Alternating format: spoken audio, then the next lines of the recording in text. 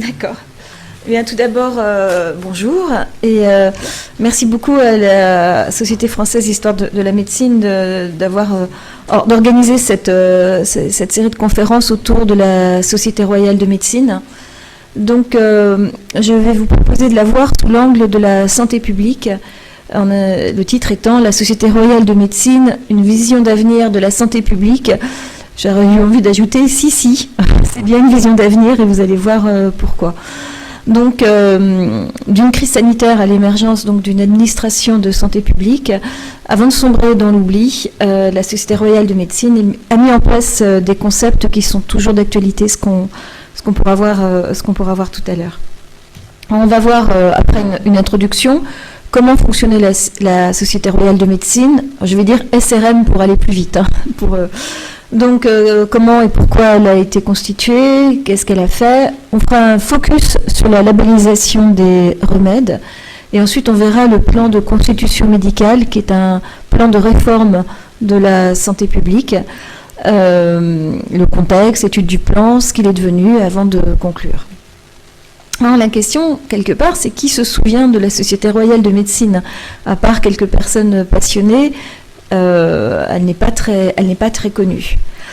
C'est la première question. Et ensuite, je vous ai dit, on allait le voir sous l'angle de la santé publique. Alors, la santé publique au XVIIIe siècle, le terme, l'expression, je l'ai retrouvée dans plusieurs textes. Donc, elle existe réellement, mais elle n'est pas définie réellement. Quand on regarde l'encyclopédie méthodique de Pankouk, dont le rédacteur en chef pour tout ce qui était santé et médecine était Vic Dazir, il n'y a pas de définition de santé publique. Il y a une définition de santé, exercice libre, facile, régulier et agréable des fonctions de l'économie animale, et surtout de la salubrité. Et le sujet est tellement vaste qu'il se demande, je vous ai mis une citation de ce dictionnaire, comment traiter d'une manière assez complète le mot salubrité dans les bornes resserrées d'un article. Et il continue. Est-il en effet rien de plus important que de garantir la santé publique? Donc vous voyez bien, on trouve l'expression. Des dangers auxquels elle est exposée.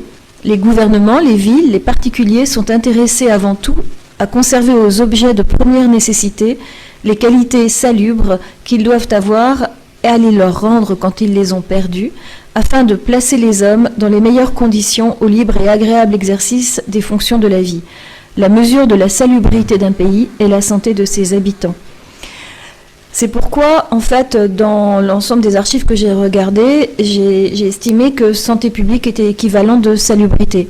Si on regarde la définition de l'OMS de 2022, c'est le concept contemporain de santé publique est l'ensemble des efforts déployés par des institutions publiques dans une société pour améliorer, promouvoir et restaurer la santé de la population grâce à une action collective. Donc c'est pour ça que j'ai estimé que les termes étaient équivalents. Alors, cela étant dit, comment fonctionnait cette Société royale de médecine? Et d'abord, sa genèse. Tout a commencé en 1774. Une épizootie terrible a frappé le sud-ouest. C'était une peste bovine. La peste bovine, de nos jours, il n'existe toujours pas de traitement. Et elle a été éradiquée en 2010 par l'application de mesures prophylactiques qui sont semblables à celles qui étaient à l'œuvre au XVIIIe siècle et par l'immunité acquise des bovins. Cette peste bovine originaire de Hongrie, elle s'est disséminée en Europe à l'occasion de la Première Guerre mondiale, celle de 1756, la guerre de 7 ans, qui a inclus beaucoup de pays, et les troupes étaient suivies par des troupeaux de bovins.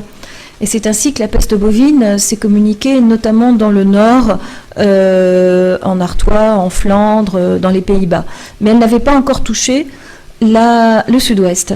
Et lorsque, en 1774, à Bayonne, débarque un troupeau d'animaux atteints de peste bovine, les ravages ont été considérables parce que là, il n'y avait aucune bête immunisée.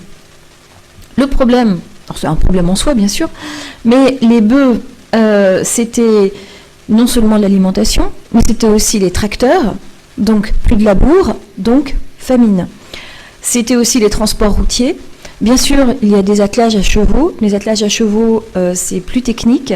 Les harnais coûtent très cher, alors qu'un joug sur un bœuf, les agriculteurs pouvaient le faire plus facilement.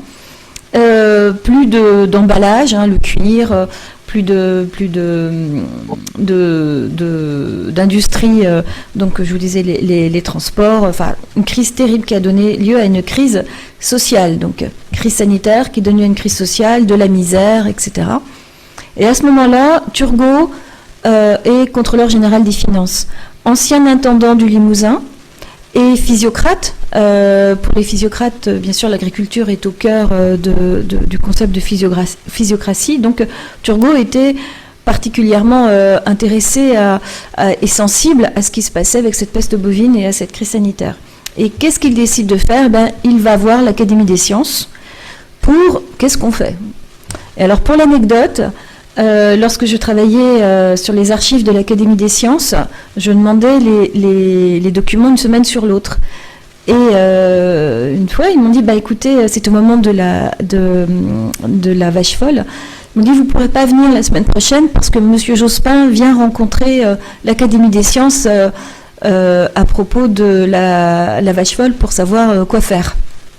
Là, je me suis dit, bon, on prend les mêmes, on recommence, puisque c'est ce qu'a fait aussi Turgot au XVIIIe siècle. Alors, l'Académie des sciences décide de nommer un jeune médecin anatomiste, très ambitieux, très travailleur, et jeune, parce que le voyage qu'il va faire, c'est toujours un peu compliqué, Félix Vic d'Azir, jeune médecin originaire de Valognes dans la Manche.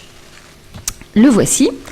Et Félix Vic d'Azir part donc pour le sud-ouest, met en place des mesures prophylactiques qu'il n'a pas inventées, mais il les a systématisées, abattage des troupeaux, remboursement des agriculteurs, etc.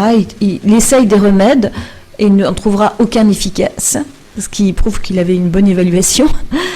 Et lors de ce déplacement, il se rend compte de l'isolement des praticiens, et en rentrant, avec l'aide de Lassonne, premier médecin du roi, le soutien de Turgot, mais aussi de Louis XVI, il crée la Société royale de correspondance de médecine en 1776, qui était chargée de recueillir toutes les informations relatives aux épizooties et aux épidémies, de centraliser tout ça de manière à pouvoir rediffuser l'information, le cas échéant, et en tant que de besoin. En 1978, cette Société royale de correspondance de médecine devient la Société royale de médecine, qui reprend les prérogatives de la Société royale de correspondance de médecine, mais aussi la labellisation des remèdes secrets, c'est-à-dire des médicaments composés, et finalement tout ce qui a trait à la santé publique. Alors, on va voir son activité, et déjà, première action, la communication.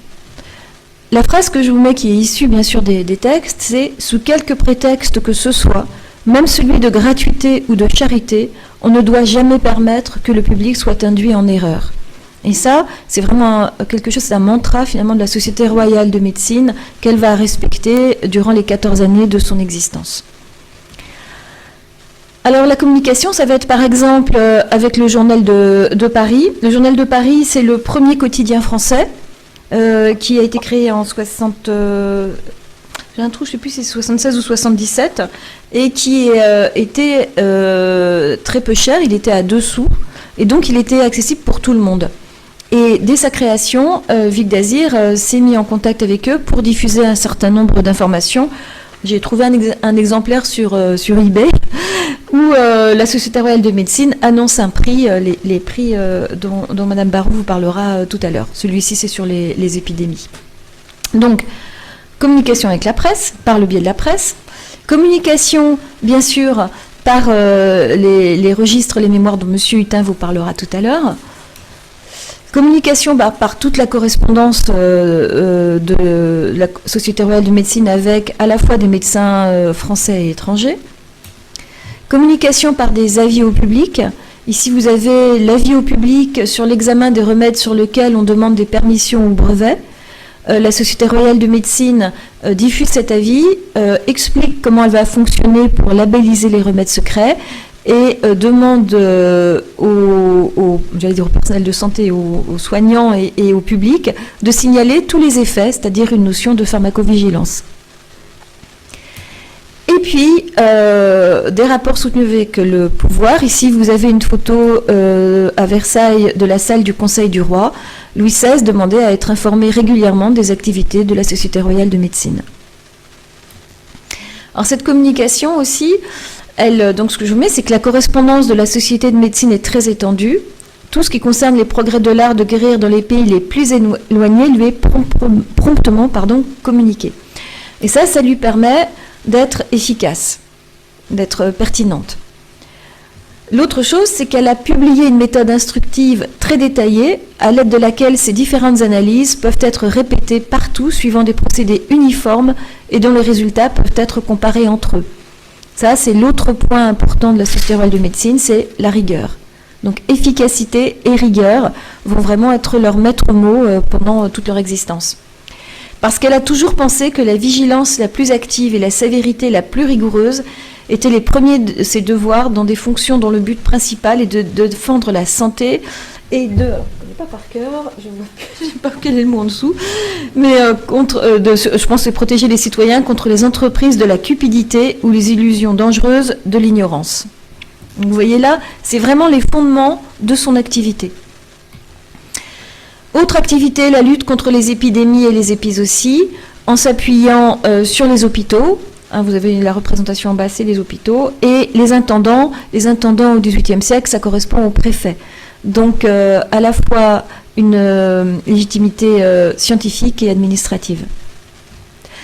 La topographie médicale, une grosse activité de la Société royale de médecine qui consistait dans une perspective néo-hippocratique à recueillir toutes les informations relatives à la météo avec la survenance des maladies. Donc là, je vous ai mis des photos, des tableaux.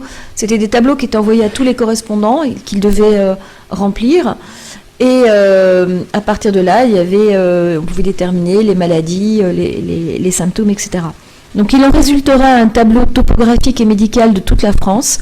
La compagnie espère que les médecins et physiciens de toutes les villes du royaume concourront au succès de cette entreprise en envoyant à la Société royale des mémoires sur la nature et le climat et sur le tempérament de ceux qui l'habitent. Donc c'est quelque chose qu'on retrouve dans tous les registres. Il s'agissait donc de faire connaître les maladies propres à chaque canton et les modifications particulières que les circonstances y indiquent dans l'application des principes de l'art de guérir. De sorte qu'un médecin saura, dès son arrivée dans un pays entendu au sens de région ou département, ce que plusieurs années d'expérience lui auraient à peine appris sur le tempérament et les maladies des habitants auxquels il se propose de consacrer ses soins. Autre activité très importante, distinguer la science de la pseudo-science. À l'époque, énormément de charlatans, et c'est vraiment une grosse bataille que va conduire la Société royale de médecine. Les charlatans qu'on appelle aussi empiriques, qui sont protéiformes et qui touchent toutes les couches de la société. Là, je vous ai mis une représentation d'un charlatan sur une foire, et puis à côté, le fameux baquet de Mesmer,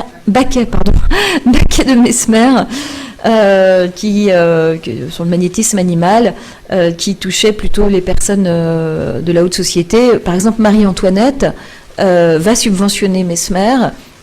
Mozart, il fera appel aussi. Enfin voilà, c'était vraiment... vous voyez bien que c'est toutes les couches de la société dans des choses différentes, mais tout ça étant des charlatans.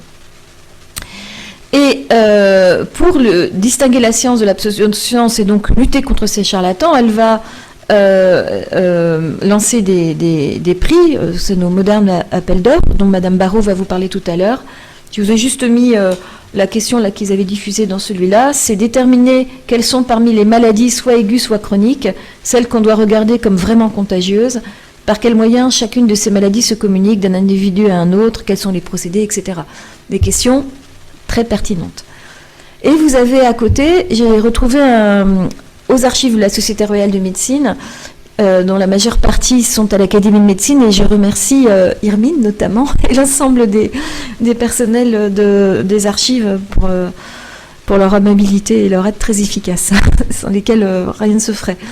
Donc là, elle est donc quelques étages plus bas, c'est un cahier d'observation de 1779 sur un essai clinique qui a été conduit par la Société royale de médecine sur un antisyphilitique, le roble affecteur, Ce tableau, en fait, indique tous les jours les aliments, les médicaments, les accidents ou symptômes, les évacuations, l'état de la maladie, des observations particulières. Ils sont signés tous les jours par des commissaires, et les commissaires, c'est-à-dire des experts, et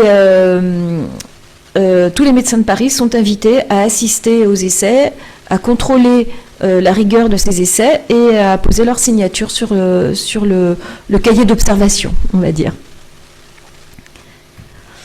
Autre chose, bien sûr, ils vont s'intéresser aussi à l'ensemble des progrès médicaux. Donc c'est de l'application de la physique, de la chimie et de l'anatomie à la médecine que dépendent surtout les progrès de l'art de guérir. Donc c'est pas seulement les médicaments.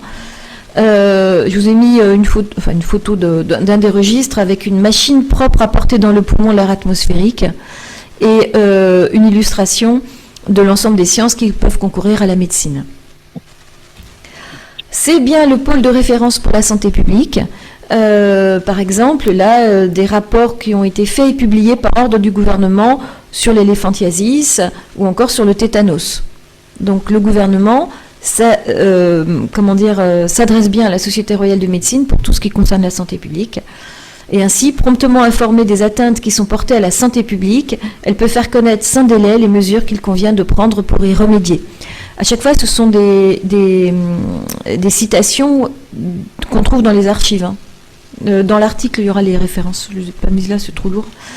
Alors, on va faire un petit focus sur la labellisation des remèdes. Il s'agissait bien sûr de lutter contre la vente incontrôlée, de vérifier l'innocuité, la qualité, l'efficacité, le juste prix, l'utilité et la disponibilité de ces remèdes. Il s'agit donc bien d'une problématique de santé publique.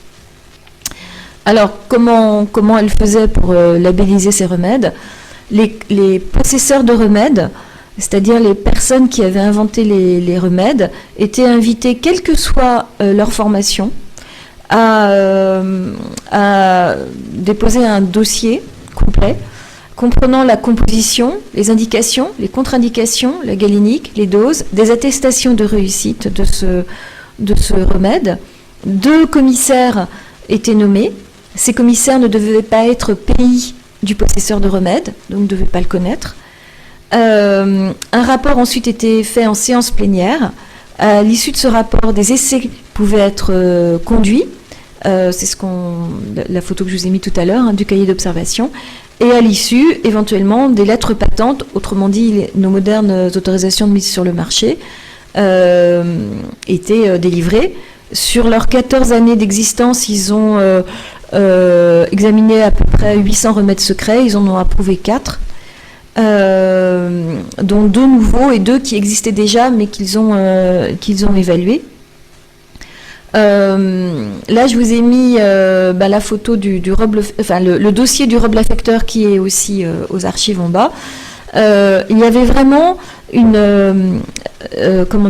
la rigueur était vraiment importante. C'est-à-dire que le dossier, c'est un remède secret, il devait y avoir un certain nombre de cachets, ça ne devait pas être mis à n'importe qui. Les remèdes, alors ils ne faisaient pas de double aveugle, hein, mais ils tentaient 2 remèdes. Un préparé par les commissaires à partir de la recette et un autre qui avait été fourni par le possesseur de remèdes pour vérifier que c'était bien la même chose. Ces remèdes étaient mis dans une armoire fermée à 4 clés, 4 commissaires différents ayant chacun une clé. Donc ça pouvait être ouvert que lorsque les 4 étaient présents. Il y avait des préoccupations d'ordre éthique, et là petite parenthèse, parce que la Société royale de médecine a bénéficié de l'appui de Lenoir. Lenoir, c'est le lieutenant général de police, c'est-à-dire en gros le ministre de l'Intérieur à notre époque. Au XVIIIe siècle, la police, c'est l'art de rendre les gens heureux. C'est la définition qui en est donnée. Et avec une grande préoccupation, notamment de Lenoir, sur tout ce qui est la santé publique. Et un jour, il reçoit Lenoir un ordre d'Amelot, qui est donc au gouvernement, et qui lui demande de mettre à sa disposition des prisonniers malades pour pouvoir faire des essais. L'intérêt des prisonniers, c'était qu'il n'y aurait pas de perdu de vue, puisqu'ils étaient renfermés et qu'on pouvait contrôler exactement ce qu'ils mangeaient et ce qu'ils faisaient. Lenoir s'y oppose. Alors je vais rapidement, mais je vous cite la phrase. Il indique dans sa lettre, en refusant, c'est peut-être la ligne. Alors, il estime que c'est la lie de la société, c'est des gens voilà, qui ont été condamnés pour des bonnes raisons, forcément. Mais on doit consulter la volonté de ceux qui s'y soumettent. C'est écrit en toutes lettres comme ça, par le noir. Donc des préoccupations d'éthique qui sont que je trouve personnellement très intéressantes. Alors sur l'ensemble des médicaments, enfin des remèdes qui vont avoir rejetés, je vous ai mis les motifs de rejet. La majorité, c'est n'apporte rien de nouveau. C'est-à-dire que la nouveauté est entendue en termes de composition, en termes d'indication, en termes de préparation. Ensuite, dangereux. J'ai trouvé un rapport aussi qui, je vous avoue, m'a fait rire. C'était sur un cosmétique. À l'époque, les femmes ne devaient pas avoir de taches sur le visage. Il fallait que la peau soit parfaitement uniforme. Donc, le rapport des commissaires indique que le produit est extrêmement efficace. Il n'y a plus de taches, il n'y a plus de peau non plus. Et après avoir écrit ça, ils disent que le remède doit être absolument rejeté. Voilà, donc dangereux, on élimine.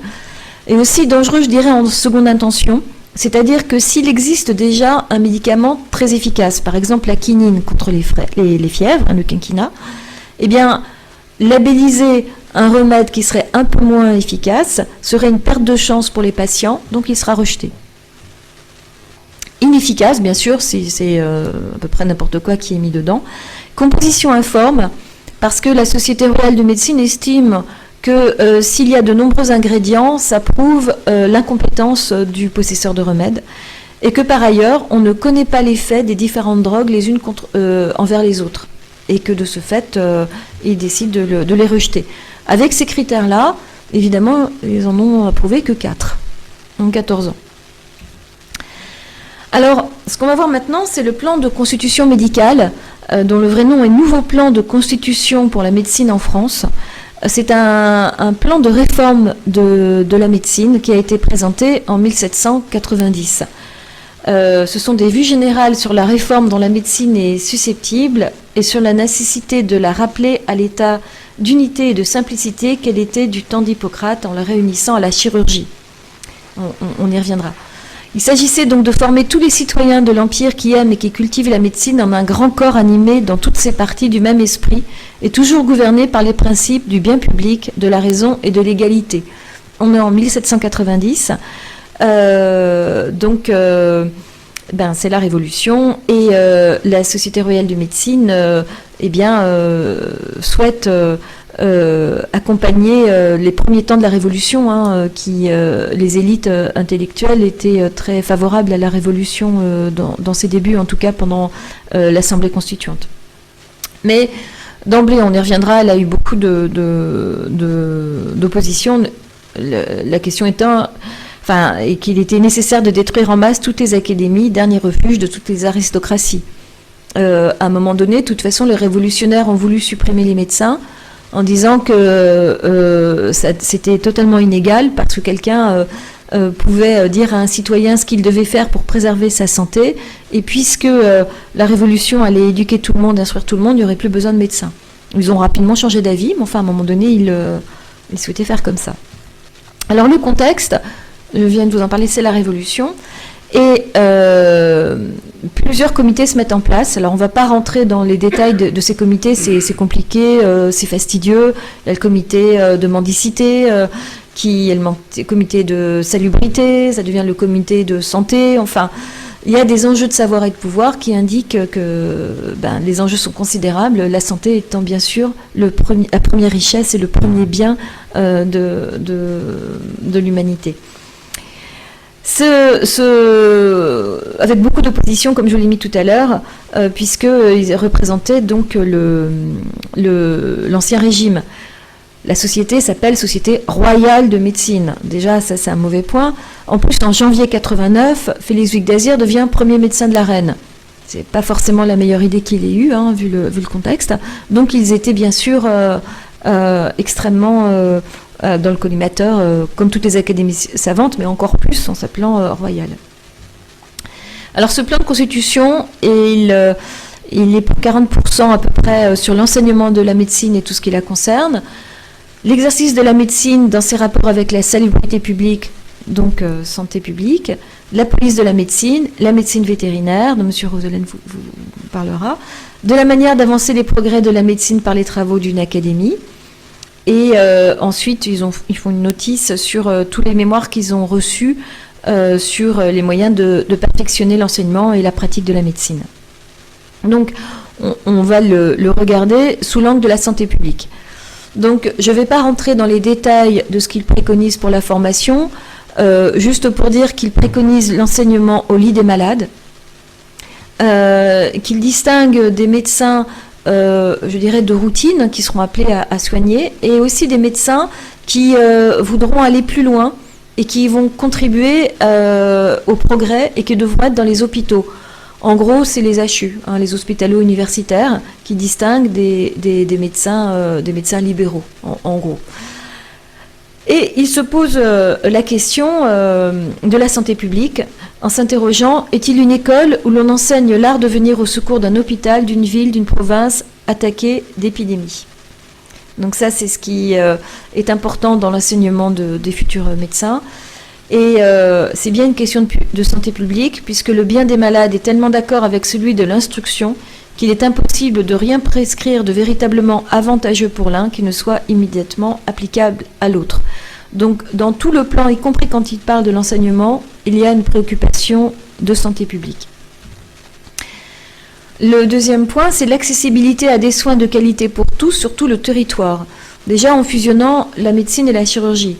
À l'époque, les médecins, ce sont des personnes aisées qui soignent des personnes aisées. Les chirurgiens, ce sont des personnes du peuple qui soignent des personnes du peuple. Une autre anecdote, dans mes aïeux, j'ai un chirurgien qui était à Hôpital Saint-Blaise dans le Pays Basque et qui était fils d'un pasteur de brebis. Donc c'est bien des gens du peuple qui soignent des gens du peuple. Il est important aussi de répandre la médecine dans les campagnes, où ils étaient assez peu. C'est principalement pour prendre soin des malades pauvres et pour veiller au traitement des épidémies que les médecins et les chirurgiens doivent être répandus dans les campagnes. Donc il s'agit bien que tout le monde ait accès, où qu'il soit, à des praticiens de qualité en fusionnant bien sûr la médecine et la chirurgie. Et s'intéresse aussi, pour qu'on parle de tout le monde, au dépôt de mendicité, les personnes pauvres étaient renfermées souvent, et les prisons. On doit pourvoir ces établissements de tous les secours relatifs à la santé. L'humanité l'exige, ainsi que le salut public. L'emprisonnement ne doit pas aller au-delà de la perte de la liberté. Tout ce qui excède le besoin qu'on a de s'assurer de la personne est une violation des droits de l'homme. S'assurer, c'est s'assurer du renfermement, s'assurer qu'ils sont punis conformément à ce que le juge aura décidé. Donc une préoccupation vraiment des soins de qualité pour tous, partout. Mais les soins de qualité, ça ne suffit pas si vous n'avez pas accès à des remèdes de qualité égale pour tous et sur tout le territoire. Donc ce plan préconise de mettre en place des grandes pharmacies publiques. Donc il y aurait un moyen bien simple pour forcer les pharmaciens des campagnes à n'avoir chez eux que des bons remèdes. Ce serait de leur fournir au prix coûtant les préparations chimiques et les drogues les plus utilement employées dans le traitement des maladies. L'idée, c'est que les corps administratifs les achètent pour pouvoir les distribuer aux pauvres.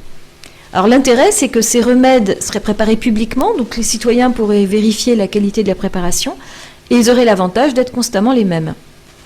Et l'autre idée, c'est que les pharmaciens, notamment des villes, qui préparaient eux-mêmes les médicaments, pourraient les acheter tout fait, et comme ça, ils n'auraient, vous voyez, ne pas se donner la peine de les préparer eux-mêmes. Et le gain de la vente pourrait être destiné au soulagement des pauvres malades. Donc ils ont pensé aussi au système, un système pour que les pauvres puissent avoir accès à des médicaments de qualité. L'autre plan, c'est d'interdire la vente des remèdes aux mêmes endroits que là où on vend des produits alimentaires.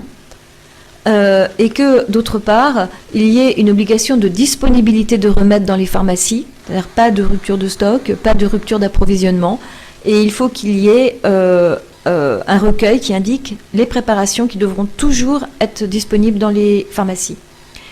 La fixation du prix des médicaments sera aussi réglementée.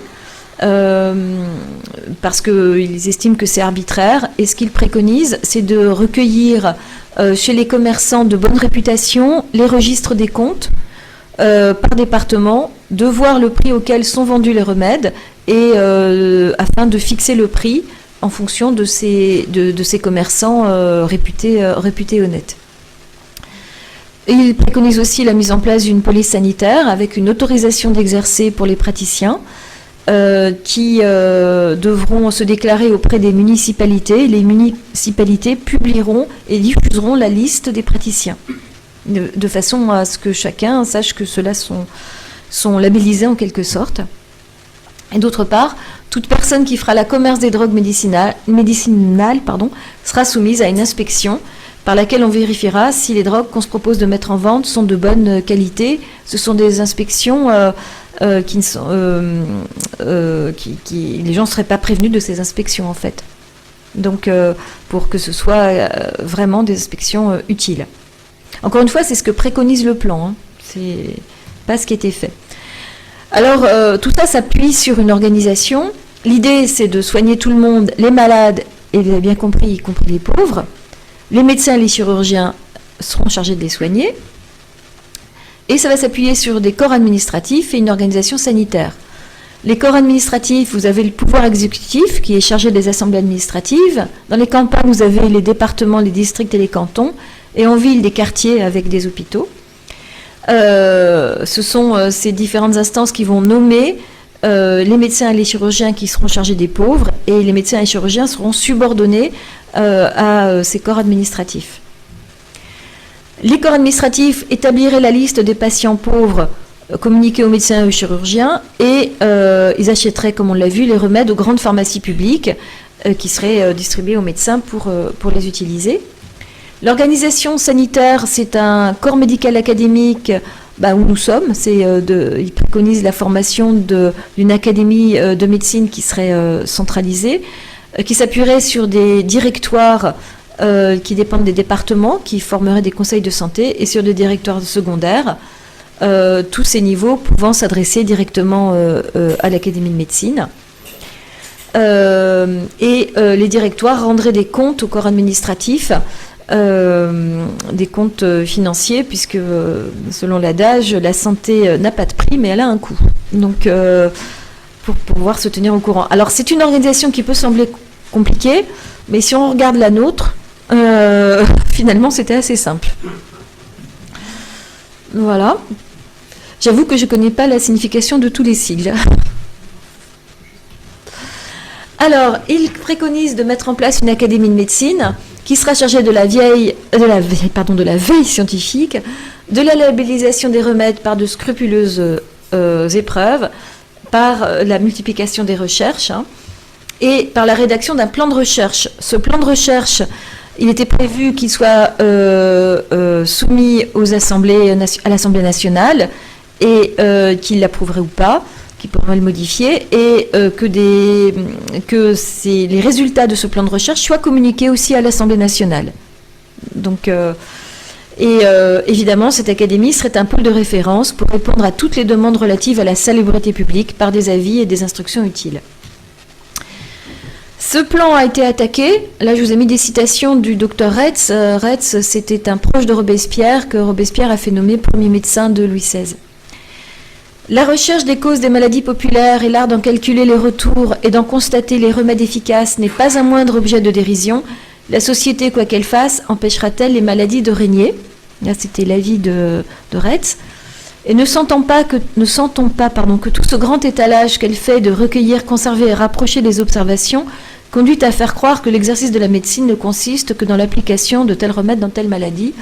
Donc je les juge de la pertinence des attaques contre le plan préconisé par Vicq Désir. Le plan de constitution, elle est très axé sur l'accès de tous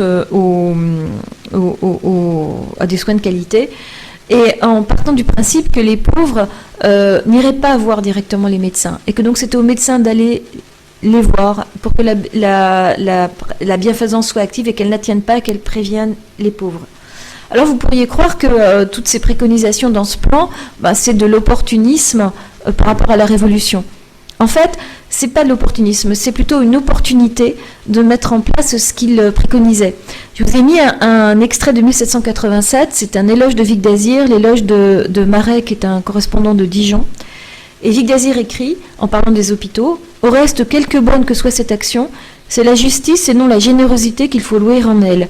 Ce n'est pas un présent que la nation fait aux pauvres, mais un oubli qu'elle répare, une dette sacrée qu'elle paie.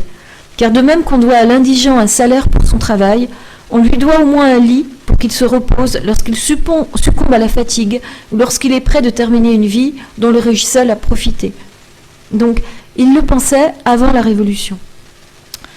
Alors, malgré toutes ces attaques, eh bien, ils espèrent, c'est ce qu'ils indiquent dans un texte, qu'elle, la Société royale de médecine, n'éprouvera plus ces obstacles par lesquels on a tant de fois arrêté ses efforts, car elle sait bien que ces recherches se seraient faites d'une manière plus complète et plus prompte si ceux qui l'ont poursuivi avec tant de malveillance avaient pris le parti le plus utile et le plus noble de l'aider de leurs conseils, de seconder par leur vue le succès de ses travaux. Elle reconnaît qu'elle n'a pas toujours pu travailler comme elle voulait, notamment avec l'opposition de la faculté de médecine. Lorsque la Société royale de médecine a été créée, en protestation, la faculté de médecine de Paris a fait fermer ses portes. Louis XVI a fait envoyer ses troupes pour faire ouvrir les portes. Alors, qu'est-ce qui est devenu ce plan de réforme ? Eh bien, il y a eu une loi du 14 Frimaire en 3 qui reprend les grandes lignes du plan concernant l'enseignement. La loi du 3 Brumaire en 4 qui va instaurer les écoles de médecine. Ensuite, il y a plein de rapports, de projets, etc. sans application. Les 3 assemblées révolutionnaires constituantes, législatives et constitutionnelles, législatives et constituantes, conventionnelles, je vais y arriver, excusez-moi, vont toutes dire que c'est super intéressant, mais ne vont pas donner suite. La loi du 19 en 11 qui va fixer l'organisation de la médecine jusqu'à maintenant. La loi du 21 germinal en 11 qui va prohiber la vente des remèdes secrets et qui impose la rédaction d'un codex. Et le décret sur les remèdes secrets du 18 août 1810. Et puis le 20 décembre 1820, l'Académie de médecine qui va être divisée en 3 sections et qui, spécialement instituée pour répondre aux demandes du gouvernement sur tout ce qui intéresse la santé publique et principalement sur les épidémies, les maladies particulières à certains pays, les épises aussi, les différents cas de médecine légale, la propagation de la vaccine, l'examen des remèdes nouveaux et des remèdes secrets, etc. En fait, elle reprend toutes les attributions de la Société royale de médecine. Alors le devenir, c'est aussi plus récemment, vous avez Santé publique France qui a été instaurée en 2016. Elle a pour ambition d'être l'agence de référence en santé publique, fondée sur une expertise et une parole scientifique incontestable, en lien avec la recherche, pour mieux connaître, expliquer, préserver, protéger et promouvoir la santé des populations. À Santé publique France, donc qui descend de la Société royale de médecine, mais il n'y a pas qu'elle, il y a l'agence de sécurité sanitaire qui labellise les remèdes secrets, qui donne les autorisations de mise sur le marché. Vous avez la Haute Autorité de Santé, l'INSERM, les CHU, le CNRS, l'Université RS, etc., etc. Tous, au moins en partie, sont les descendants ingrats, parce qu'ils ne lui rendent pas sa place de la Société royale de médecine. Alors en conclusion, la santé publique, ce n'est pas une invention, une préoccupation de la Société royale de médecine. De tout temps, les hommes ont été confrontés à des épidémies et les sociétés ont essayé de lutter contre ces problèmes, ne serait-ce que avec la place reconnue dans les sociétés primitives de tout ce qui est sorcier, chaman, etc., qui avait cette préoccupation en place. Mais ce plan propose une vision globale de ce concept et il organise vraiment de l'enseignement à la mise à disposition de traitements et à des applications, comme je vous le disais, que nous connaissons toujours. Alors, elle a bien mis en place une méthode et des concepts qui président toujours à l'organisation de la santé publique. La distinction entre la science et la pseudoscience, il suffit de penser aux fake news, il y a tous les problèmes qu'on continue à avoir. L'accès des soins et des remèdes de qualité pour tous et partout. En ce moment, on parle beaucoup de déserts médicaux. Les soins apportés à la formation. Les réformes des études médicales s'enchaînent comme des colliers comme des perles sur un collier, ça n'arrête pas, ça change tout le temps. Donc ce sont bien des préoccupations qui sont toujours d'actualité. Donc ce que je vous disais, c'est que la légitimité de la Société royale de médecine correspondait bien aux idéaux révolutionnaires et républicains finalement. Et ainsi ils écrivent: nous avons fait tous nos efforts pour rendre ce projet de règlement digne de l'époque à laquelle il est écrit et de l'auguste assemblée à laquelle il doit être soumis. Donc, ce que je vous disais tout à l'heure. Mais alors on ne peut que regretter, et personnellement je le regrette beaucoup, que son rôle soit tombé dans l'oubli, plus ou moins volontairement selon les époques. C'est sûr qu'au moment de la création de l'Académie de médecine, il y avait des anciens de la Société royale de médecine, et pour revendiquer finalement leur nouveauté, ils n'ont pas vraiment rendu hommage à la Société royale de médecine. Donc moi, il me semble que les institutions qui lui ont succédé ont effacé jusqu'au souvenir de la Société royale de médecine pour revendiquer une nouveauté qui, somme toute, est illusoire. Par exemple, ce que j'ai remarqué tout à l'heure, c'est que à l'Académie de médecine, vous avez des bustes de plein de personnes. Il n'y a pas de buste de Vicq d'Azyr. Et vous avez vu que c'est lui qui a voulu la création de l'Académie de médecine. Même l'Académie de médecine, il n'y a pas de buste de Vicq d'Azyr. Alors, elle ne se faisait pas tellement d'illusions sur son devenir. Donc elle a écrit que dans le cas où elle serait menacée de se voir compromise dans la proscription générale des académies, elle vous prie, citoyens législateurs, de vous souvenir que c'est comme bureau de correspondance de salubrité publique qu'elle a été et qu'elle peut être encore utile. Et je vous ai mis la représentation, donc on trouve dans les registres, d'une allégorie. C'est Apollon, dieu de la médecine, attache le médaillon du roi à une colonne sur laquelle on lit les mots Rex Salus Populi. Trois figures allégoriques qui représentent le zèle du bien public, l'observation et l'étude contemplent le portrait de Sa Majesté et lui rendent hommage comme fondateur et protecteur de la Société royale de médecine. Si elle a pu exister et travailler, sans le soutien constant et très efficace de Louis XVI, ça n'aurait pas eu lieu.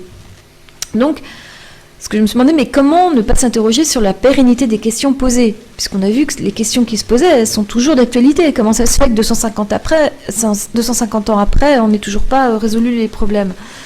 Alors chacun émettra ses hypothèses. En ce qui me concerne, moi je pense que c'est une histoire de volonté politique. Quand Louis XVI voulait le faire, ça s'est fait de façon la plus efficace possible au XVIIIe siècle. Et puis, pour vraiment conclure, ça aussi je vous cite, la Société royale de médecine. Enfin, est-il besoin de le dire aux représentants de la nation? Ce sont des dépenses de première nécessité que celles que l'on consacre aux sciences et aux lettres, dont les progrès sont essentiellement liés au repos et à la prospérité publique. Car ce ne sera qu'en s'éclairant que le peuple se rendra vraiment digne de la liberté. Au moment de discussions sur le budget, ça serait bien que les députés et les sénateurs se souviennent de ce message de la Société royale de médecine. Les dépenses pour les sciences, ce ne sont pas des dépenses perdues. Donc, ah oui, j'avais oublié de vous dire, là, ce que j'ai mis sur la gauche, vous avez en haut une espèce de logo, comme un logo de la Société royale de médecine. Et en dessous, pour illustrer mon titre, c'est une représentation, voilà, c'est ChatGPT, de l'avenir de la santé publique. Alors, vous avez des drones, des robots, tout ce qui est omique, génomique, épigénomique, enfin, etc., etc. Voilà, donc je vous remercie pour votre attention. Donc c'est issu beaucoup des travaux de ma thèse qui est disponible 2 étages plus bas si ça vous intéresse. C'est le monde du médicament à l'aube de l'ère industrielle, les enjeux de la prescription médicamenteuse de la fin du XVIIIe au début du XIXe.